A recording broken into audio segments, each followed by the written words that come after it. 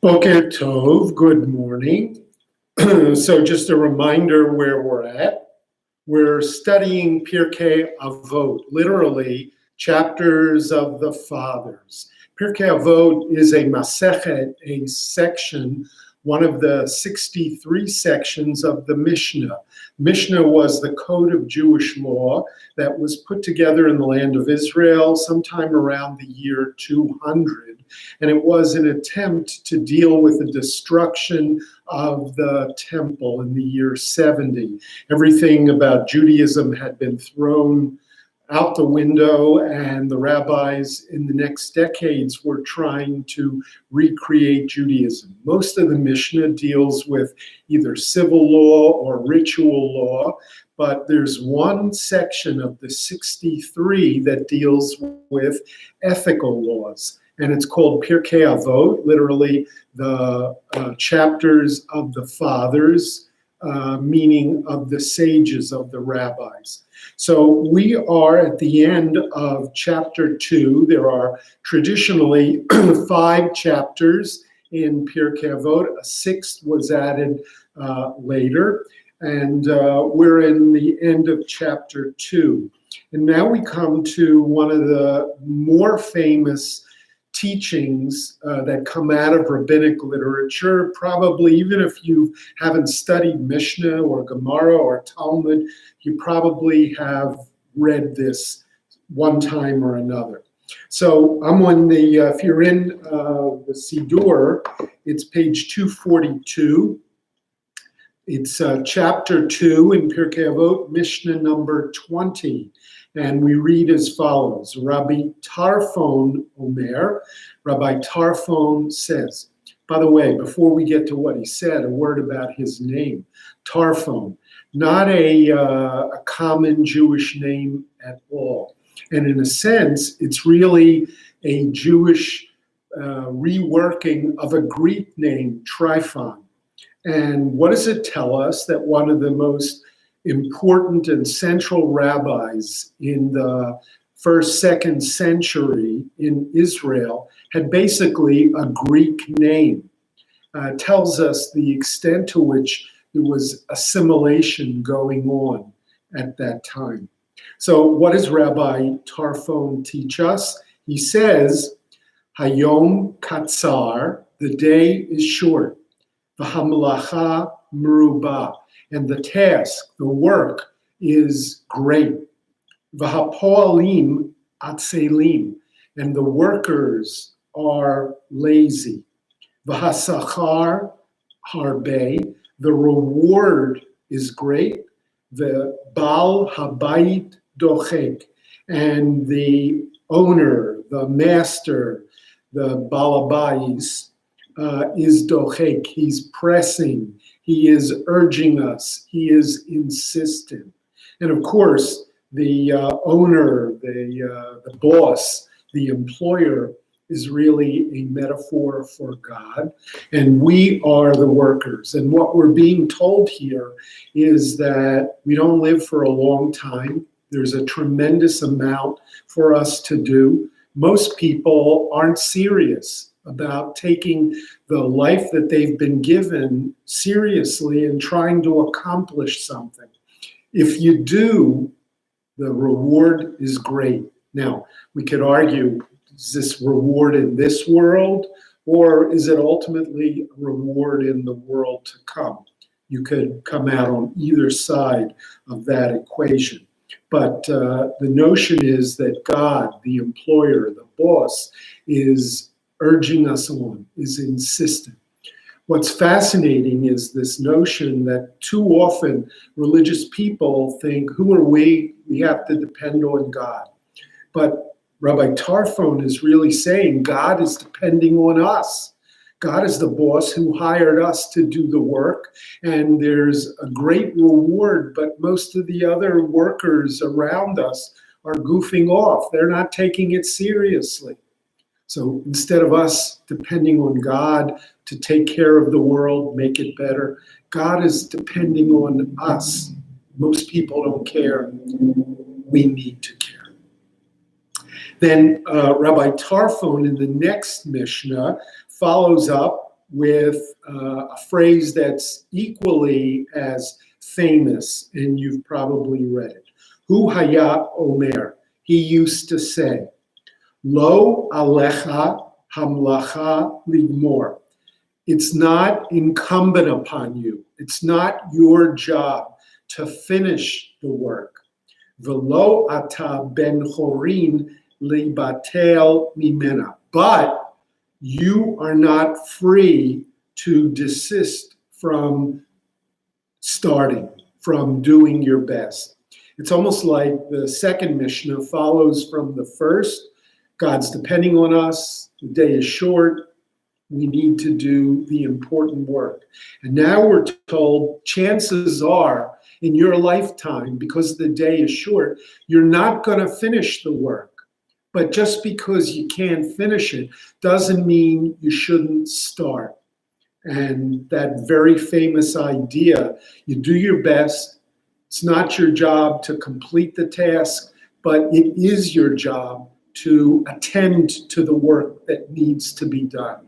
And if you can't finish it, then you know what? You can at least look yourself in the mirror. More importantly, you can face God when the time comes, and you can say, I did my part. I tried.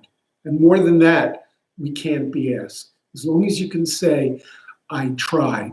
I did my best. That's all that God wants from us. Then we're told the following. Rabbi Tarfon continues, Im lamadata Torah harbe, if you've learned a lot of Torah, notnim leach sachar harbe, there is a great reward for that. Here we wonder, is this a separate teaching from what we just learned, or is this a continuation? In other words, is the great work, the difficult work that Rabbi Tarfon has been talking about up to now, is that work to make the world a better place, or is it to learn Torah? You could probably make a case for either one. And he's telling us that if you've learned Torah, a lot of Torah, there's a great reward for it. Right? Sometimes we wonder, well, I know I do this and I get fame or fortune. Those things aren't necessarily going to come from learning Torah. But he wants to tell us that there is a great reward for that. And then he tells us, V'ne'emanhu ba'al malachtach, and you can be sure that the boss is going to be loyal. He's going to be faithful. He can be believed. She'yishalem lach sechar pe'ulatach. He will pay you that reward. People often wonder, why bother to learn Torah? What do I get from it? The answer is there's a great reward. And you can trust the boss, God, to pay you in some way. Probably not in a material way, but certainly in a spiritual way for all that you learn. Vida, and know, shematan secharan shel tzadikim, and you should know that the reward, the gift of the reward of righteous people, le'atid lavo, is in the future that will come. It's almost as if he's being challenged, and he's saying, what? Look around what's happened to us. The Romans destroyed our temple. They slaughtered hundreds and thousands of Jews.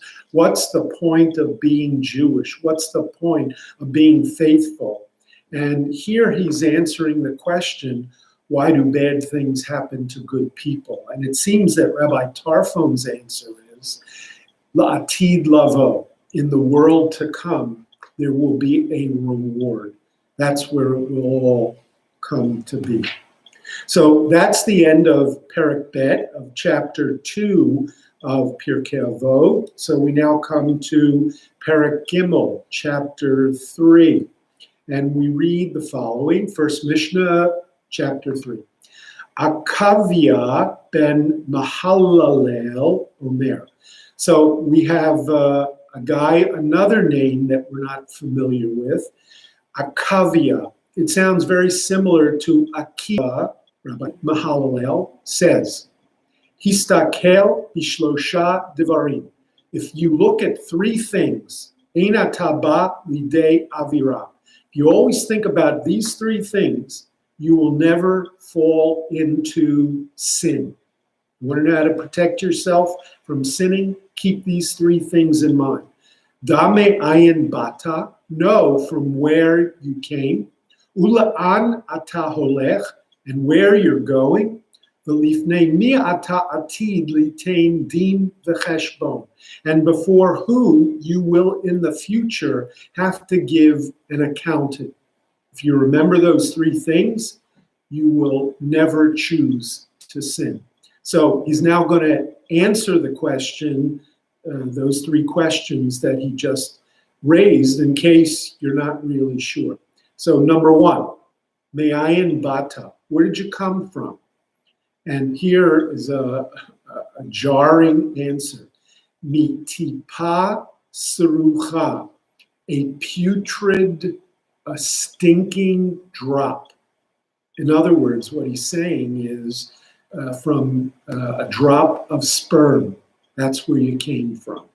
And what he's really doing, human beings think so much of themselves, and he's really pulling the rug out from under us. He's really saying, don't think you're so great. Where do we come from? It's from a putrid drop of sperm. La'an ata holech, and where do you think you're going to end up and you're going to go? L'makom afar rima v'tole'ah. You're going into the earth where you will become the food for worms and maggots. Right? He's hitting us over the head with a 2x4. Don't think you're so great. This is where you come from. This is what you're going to end up as.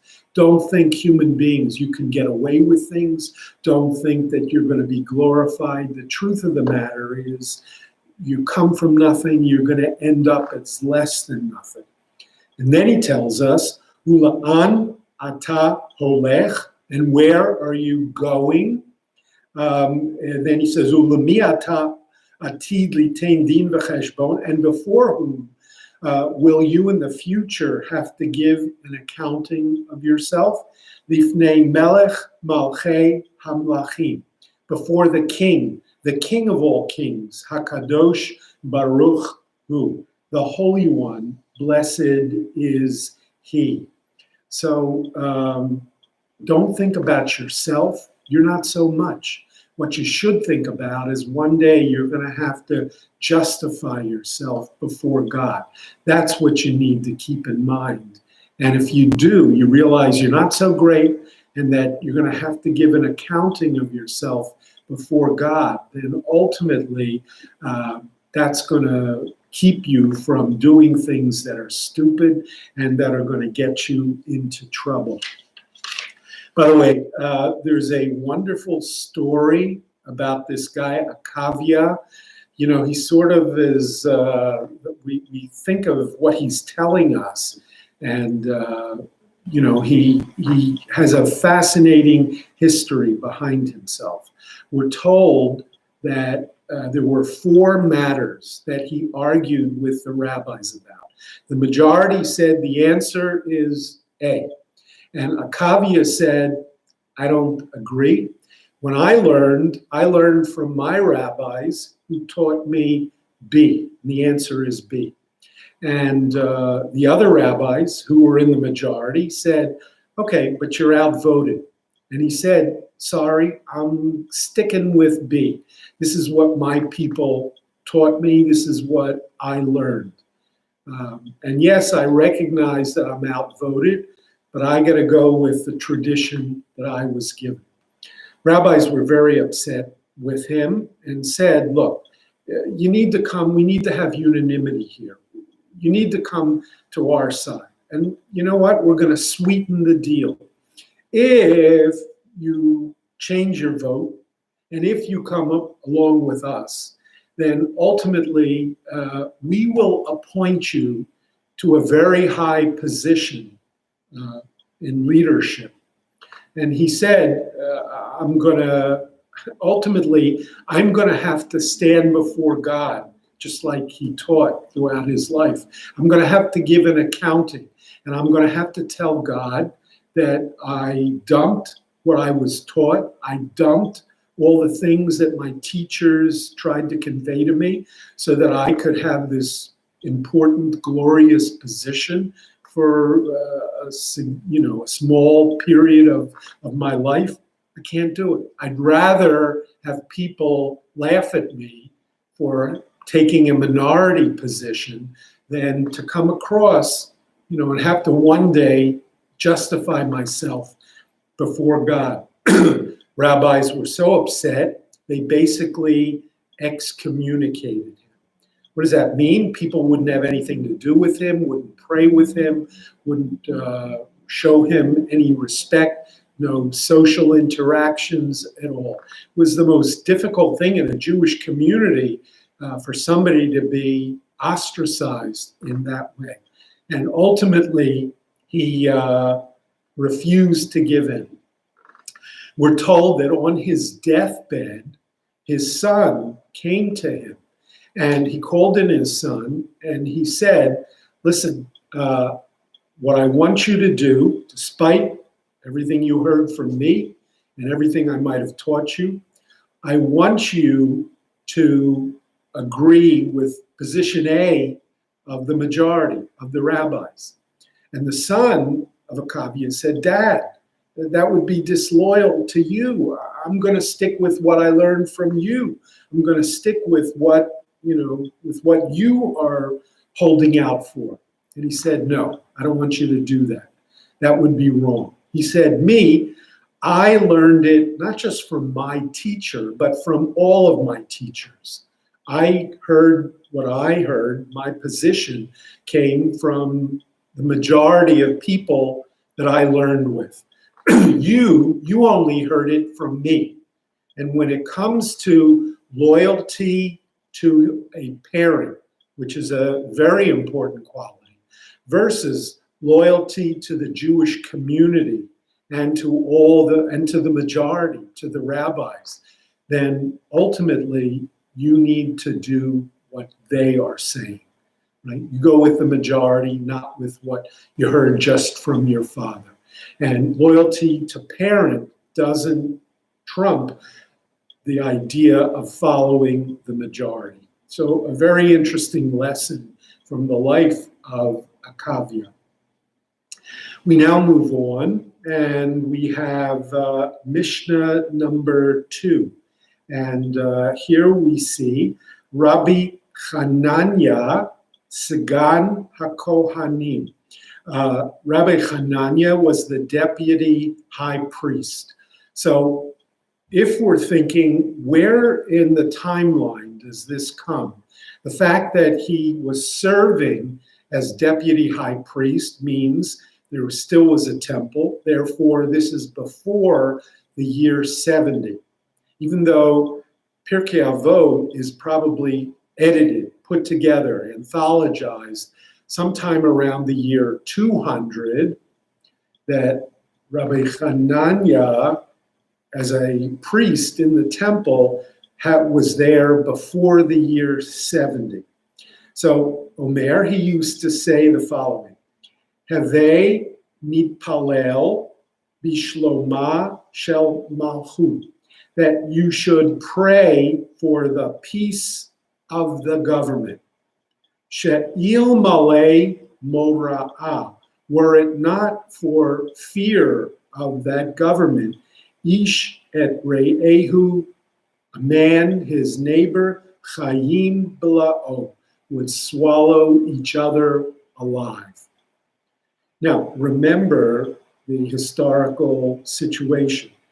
If the Great War against Rome was in the year 70, and Rabbi Hananya was a priest in the temple before then. So this was during a period where the Romans were heavily persecuting the Jewish people in the land of Israel. And what he's telling us is that we need to say a prayer for the government. You know, go to Fiddler on the Roof and the famous joke, Rabbi, is there a blessing for the Tsar? Right? And of course, it's turned around. May God bless and keep the Tsar far away from us. The serious part of this question is Rabbi Hanania, who's basically saying, if we have an alternative between a bad government or even an oppressive government, and on the other hand, anarchy, bad government is better.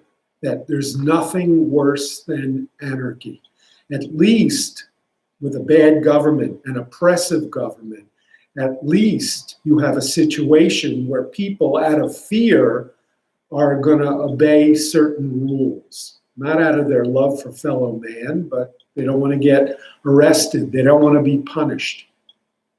And that's better than there are no rules at all. Anybody can do whatever they want. And in a sense, he's telling us at this critical moment just before the great rebellion of the Jews, better to have the bad Romans than to have everything run amok. That's the worst that we can have. It later became a very big part of Jewish tradition and of services to say a prayer for the government or a prayer for our country. In the 20th century, a famous prayer was written and was added. We still say it every Shabbat.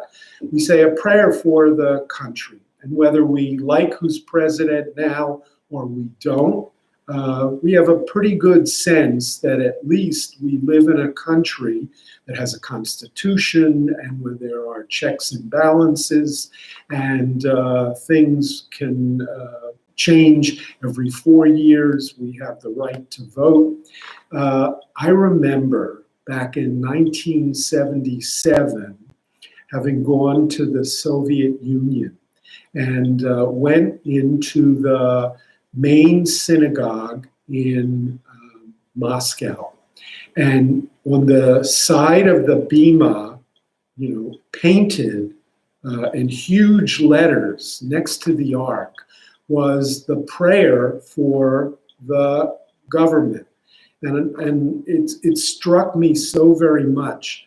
You read, Hu Yivarech, may God bless, at Memshelet, the government, and then it had Samach, Samach, Samach, Resh, 4 Hebrew letters. What Samach, Samach, Samach, Resh stand for? SSSR, in other words, the USSR. So here, Jews who were being persecuted by the Soviet government, those who were courageous enough to go into synagogue were faced next to the ark with this huge prayer, asking God to bless those people in the USSR who were persecuting them, preventing them from living full Jewish lives. As I sat there and saw that prayer, realized that, it was probably the KGB that insisted on that prayer up on the wall. And it was clear that there were agents, spies, even some Jews who were forced to rat on other Jews. And when it came time to recite that prayer, you can have no doubt that there were people sitting in the congregation who were watching everybody else. And if somebody didn't recite the prayer, a name was written down in a book, and that person could be in trouble. And there it almost became, it was terrible to see that here the government is forcing us to pray for the government, which is persecuting us.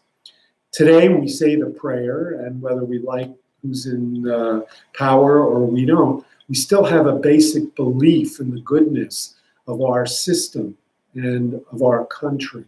And here we go all the way back almost 2,000 years to Rabbi Hanania, who said, important that we pray for the government. Next, we see the following. Rabbi Hanania ben Teradion Omer. This is also a name that you may be familiar with. On Yom Kippur, part of the service is what we call Ela Ezkara, the martyrology.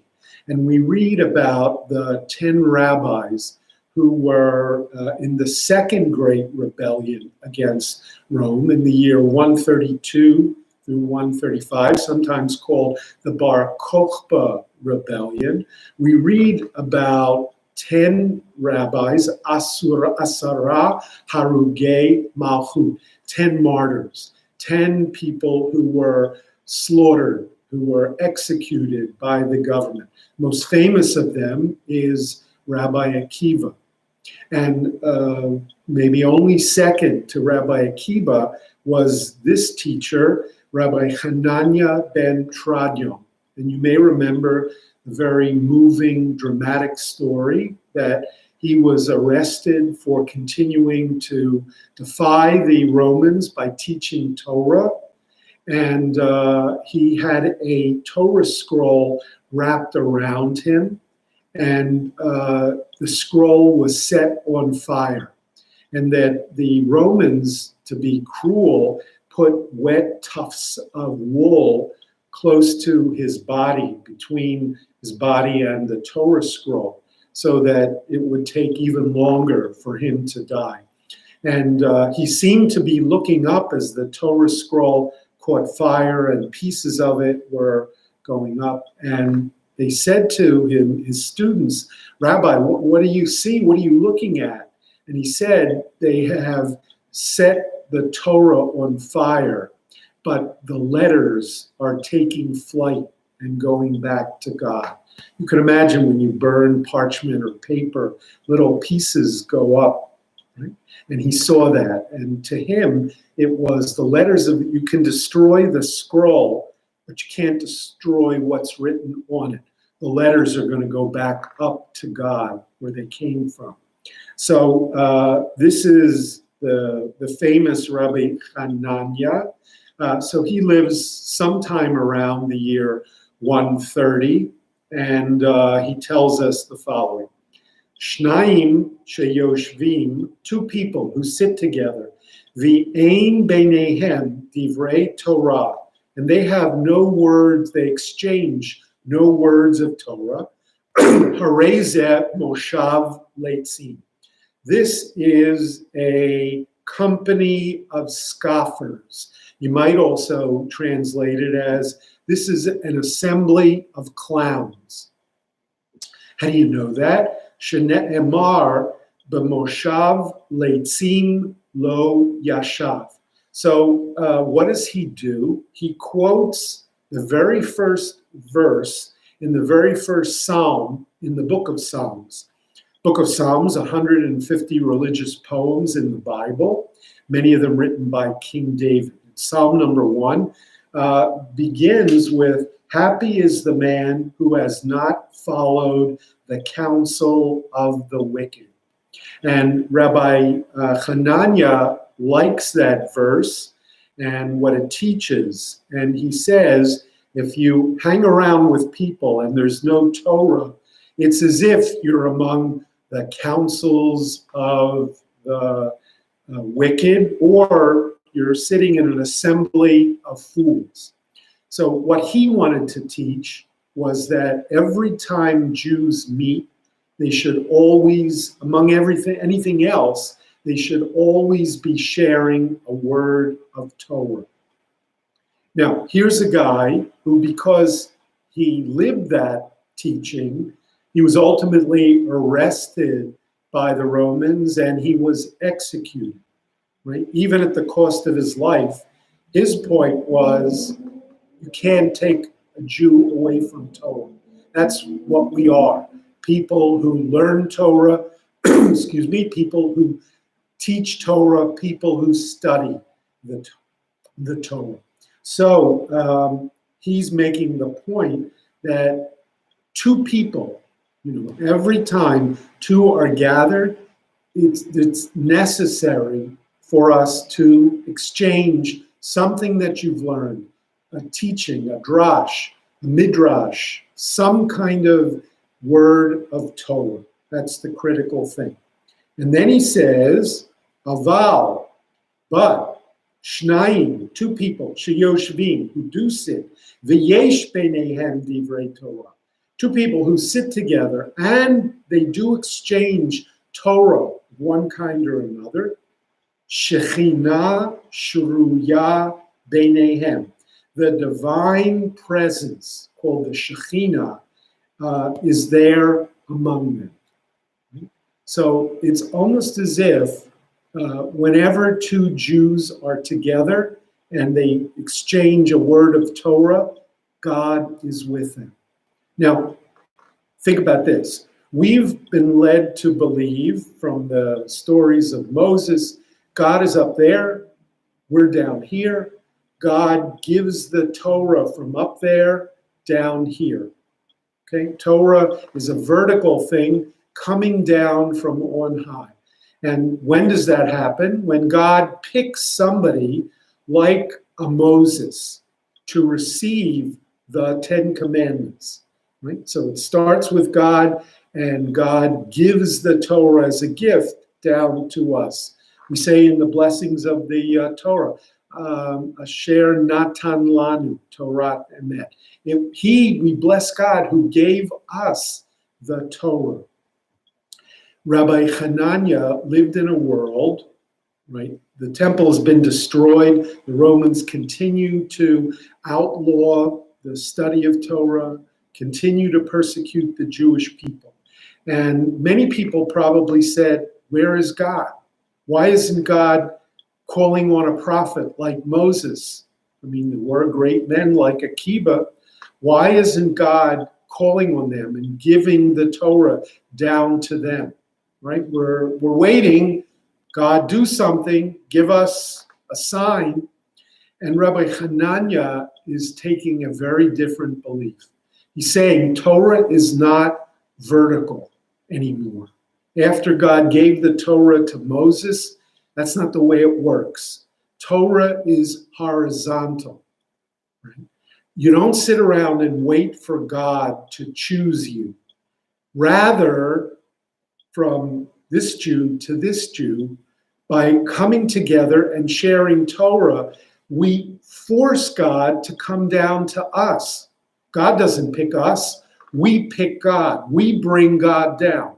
And how do we do that? We do that horizontally, not the vertical way that God used to do it. So this idea of sharing Torah is a way of making God appear. You want to know why God doesn't appear among us? Well, he will appear if you study Torah, learn Torah, share Torah.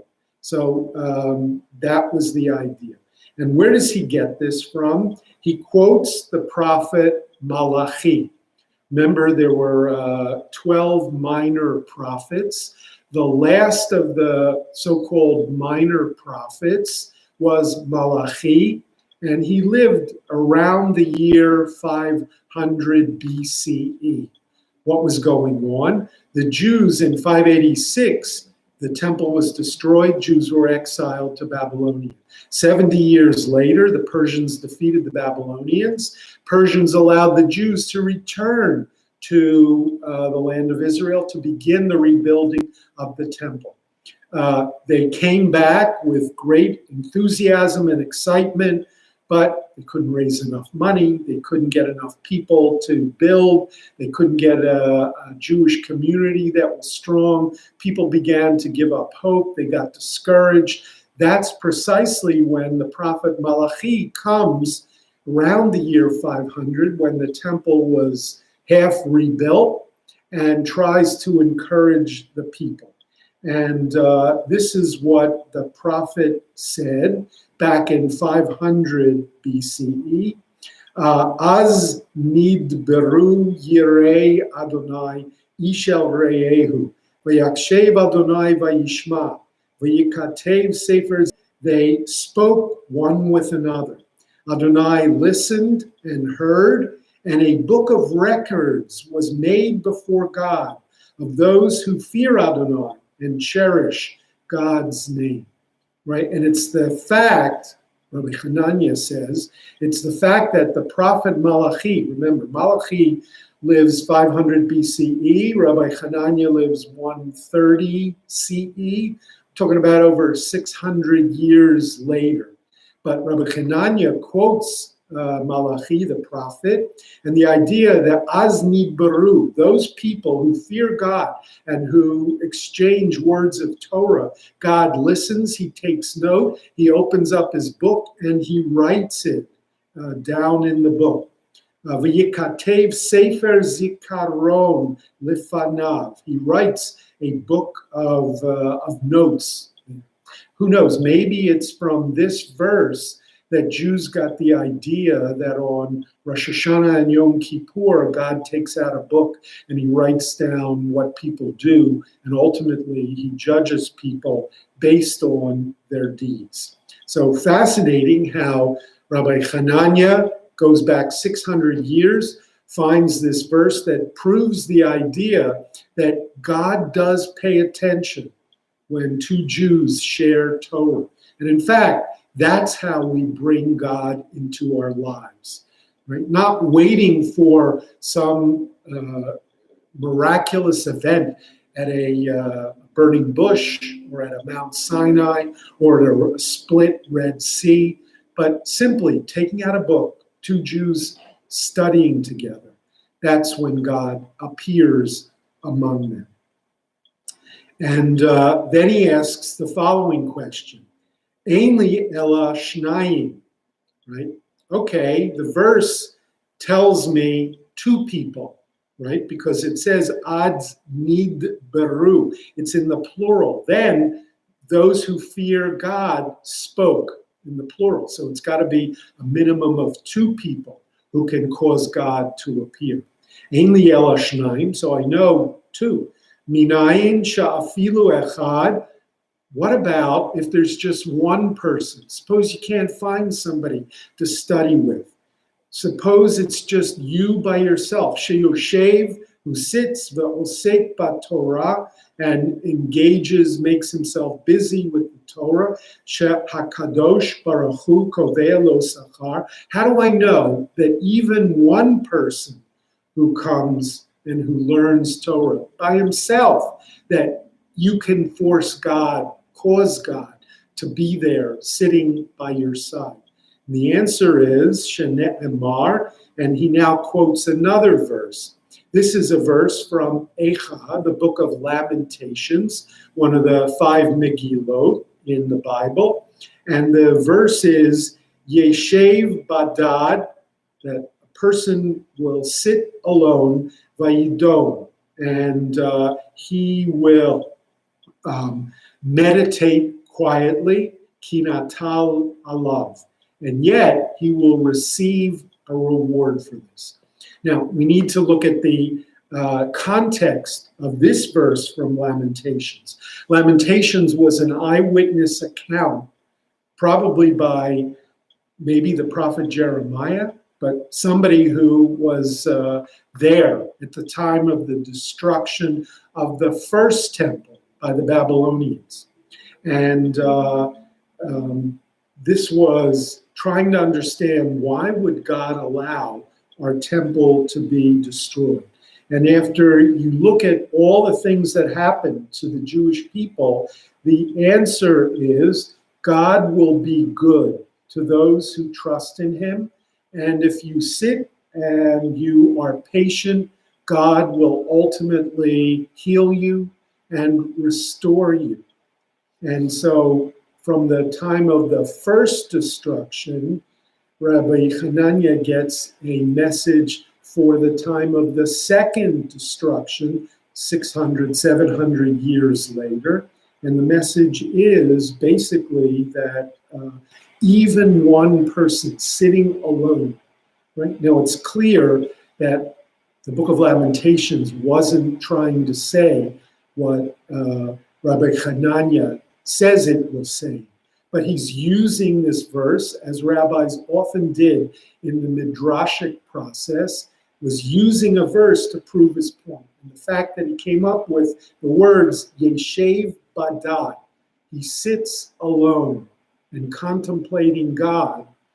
The message is, you know what?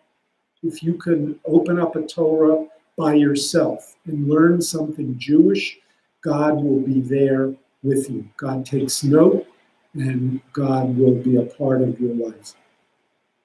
So then we move on to the fourth Mishnah, and we learn as follows. Rabbi Shimon Omer, Rabbi Shimon tells us, this is Rabbi Shimon Bar Yochai, who was from the time a contemporary of Rabbi Hanania, a contemporary of Rabbi Akiba. In other words, he lived through this second rebellion in the year 132, 135 CE. Rabbi Shimon Omer, Shlosha, he's playing off of what Rabbi Hanania just said, two who study Torah. He says, Shlosha, three, sha'achlu al shulchan echad, three people who sit at a table, velo amru alav divrei Torah, and don't share a word of Torah, ki'ilu, it's as if, achlu mizivchei meitim. It's as if they ate from the sacrifices of the dead, meaning of idol worshippers. Shne'emar, where does he get this from? He quotes from the prophet Isaiah, and Isaiah brings us the following verse. Shne'emar ki kol shulchanot, for all of their tables, mal'u ki tzo'ah bli makom. All of their tables are filled with filth and vomit, and they are without makom. Makom, of course, is one of the names we use for God. Okay, so people who sit down and just eat and don't share Torah, it's as if you were eating at a table that was for came with meat that came from sacrifices to the idols, and this is nothingness. So what Rabbi Shimon is telling us is that when Jews sit and have a meal, not just when you have leisure time and you want to study or you go to the temple for a class, but even when you sit and you eat your regular meal, there should be a word of Torah, right? And indeed, if you go to traditional people at a Shabbos meal, right, part of the course, part of the agenda of a meal is a moment where somebody will offer a word of Torah that he's learned in class from his rabbi, from a book, and so Jews are being told that's what we need to do. And so he now tells us, on the other hand, Shlosha sha'achlu al shulchan echad, when three people sit together, v'amru alav divrei Torah, and they shared words of Torah, ki'ilu achlu mishulchano shel makom. It's as if God is sitting at the table with them. Shne'emar, and where does he get this from? He quotes from the prophet Ezekiel. Vaydaber Eli, and God spoke to me and said, Zeh hashulchan asher lifnei Adonai. This is the table that is before God. Now, we need to just give some context to what Ezekiel was talking about. Ezekiel was the prophet that was sent into exile with the Jews after 586 BCE in Babylonia. The Jews said, that's it. We've been exiled from our land. Our temple's destroyed. It's all over. Ezekiel was sent with the mission to those Jews. It's not over. God hasn't forgotten us. God will return us. We will rebuild the temple. And people said, sure, no way it's ever going to happen. And Ezekiel said, I had a dream. And in my dream, this is what I saw. And for chapters and chapters, Ezekiel paints a picture of the temple as it would be. And he describes there's going to be an ark and there's going to be a menorah. And on these holidays, everyone's going to show up and offer sacrifices. Trust me, you wait. God was sending me this dream. It's going to happen. It's going to come true. One of the things that Ezekiel tells the people that he saw in his dream is that next to the ark and next to the menorah, there was a table. Now, the table wasn't, as we would think of a table, flat. It was a table that was a vertical kind of table with 6 slots on 2 sides. So there were 12 slots altogether. And what happened in the temple is that every week people brought 12 challahs. In those days, more likely kind of a pita. And they would bring 12, representing the 12 tribes, and they would put these 12 pitas in this table on the 6 levels, the 6 shelves, 2 sides. And that was kept in the temple for a week. And then the next week, they would take out those loaves and they were exchanged for 12 fresh loaves.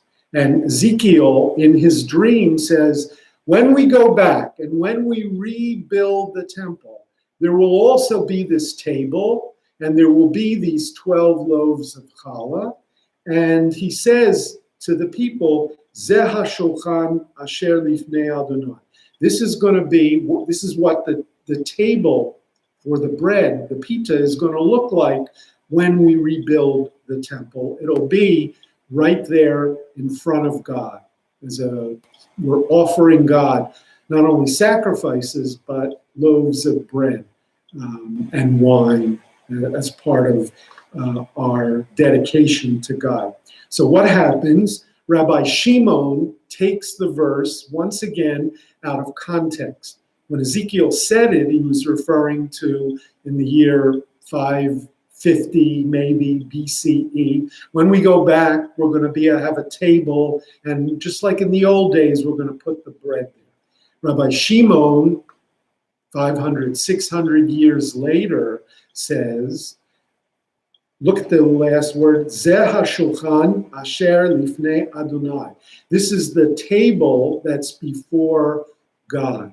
In other words, if you sit at a table, not in the temple, because the temple is now destroyed for a second time, but when you sit at home, right, and there are people who gather, and if they share Torah around that table, then God is at that table. God has come down to be with us. And what have we done? We've taken a table that was before strictly for food, the biological act of eating. And instead, we have made our table in our living room or in our kitchen. We've made that table into a sacred place. Think about this. Rabbi Shimon is saying we no longer have a temple. What do we have instead of the temple? We have our homes, that we can make our dining rooms into our temple. How do we do that? Not by offering sacrifices, by sharing Torah, by making our meal not something that we just wolf down the food, watch TV, and then run off or play with our phones. But if a Jewish meal becomes a sacred moment, a sacred event in which we are ultimately causing God to be in our dining room with us, how do we get God? How do we get him that invitation? How do we get him to show up? Well, God is always where there are words of Torah. The Torah comes from God. If the Torah is there, then God is there. And so what Rabbi Shimon is really saying is this radical idea is that we needed to move the location of our holiness from the temple and even the synagogue, and have to make it into our home. For too many Jews, you want something Jewish, you go to the synagogue. But ultimately, Rabbi Shimon is reminding us is that the home is more important as the place for God and Judaism than is even the synagogue and even the temple that was in Jerusalem. There's one other thing that struck me when I was hearing these words of Rabbi Hanania and Rabbi Shimon. Rabbi Hanania, remember, says, two people who sit together, God is there. And then Rabbi Shimon says, three people who gather and who share words of Torah, God is there at the table. And I couldn't help but thinking about Paul Stuckey's song, famous song, The Wedding Song, right? Remember Paul from Peter, Paul, and Mary. And he went out on his own, and he had a hit single, which many people to this very day often use at their weddings. And it's called The Wedding Song. And you may remember the verse that goes, "For whenever two or more of you are gathered in his name, there is love." Right? So where did Paul Stuckey come up with this verse? Whenever two or more of you are gathered in his name, there is love. The answer is he gets it from the New Testament. If you look in the book of Matthew, one of the Gospels, in chapter 18, verse 20 of the New Testament, actually the verse there was Jesus who was saying it, and Jesus said, "For where two or three gather in my name, there am I with them." So you'll notice the difference between what Jesus said and what Paul Stuckey said. Jesus said, "Where two or three gather in my name," meaning me, Jesus, meaning Jesus is equal to God, "there I am with them." God will be, whenever people come for a holy purpose, Jesus is saying, God and I, Jesus, am with them. Paul, in order to turn this into a wedding song, said, "For whenever two or more of you are gathered in his name, there is love."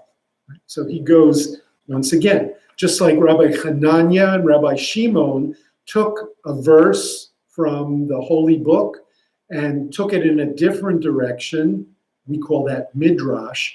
Paul Stuckey did the very same thing. He took a verse from his Holy Book, the New Testament, and he turned it around for something that Jesus didn't necessarily have in mind originally. Okay? And the idea is that God is there. And it just struck me because, originally Jesus had said, "For where two or three gather in my name." And here in Pirkei Avot, we have first Rabbi Hanania, who talks about two people who gathered together to study Torah, and then Rabbi Shimon, who talks about the three people who gather together at a meal and share words of Torah. So the interesting question is, what came first, the chicken or the egg? So clearly we know Paul Stuckey, writing in the 1960s, he comes last. The question is, which came first? The New Testament?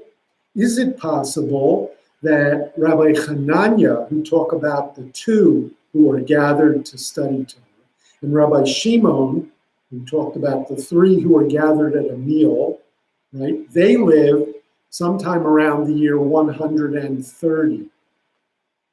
You'll remember, of course, that Jesus, who according to the book of Matthew said this, Jesus lived 100 years before Rabbi Hanania and Rabbi Shimon. So can we then conclude that Pirkei Avot, the rabbis in 130, knew about the New Testament, knew about Jesus, and were basically taking Jesus's idea, wherever 2 or 3 of you are gathered, right, then I am with you. Is that what happened? Because it couldn't have been that Jesus borrowed from people who lived 100 years after him. Well, there's another possibility.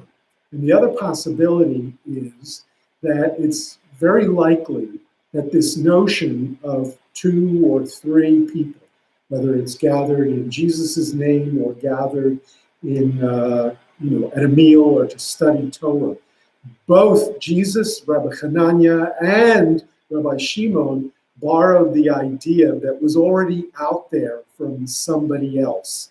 This was a standard idea in the Jewish world, and Jesus knew it and used it, didn't invent it, used it to make his point. And later, it wasn't so much that Rabbi Hanania and Rabbi Shimon were borrowing from Jesus. They were simply borrowing what Jesus had borrowed from a basic idea that already existed. So next time you go to a wedding, and maybe you'll hear that song from Paul Stuckey, "For wherever 2 or more of you are gathered in his name, there is love." You don't have to wait to a wedding. Next time you have a meal and you share a word of Torah, or you open up a book and you study, even by yourself, that you have brought God down with you. So we will have a class Wednesday night, 7:30, and we'll pick up with Pirkei Avot next week on Tuesday at 11. Have a good day. Stay well.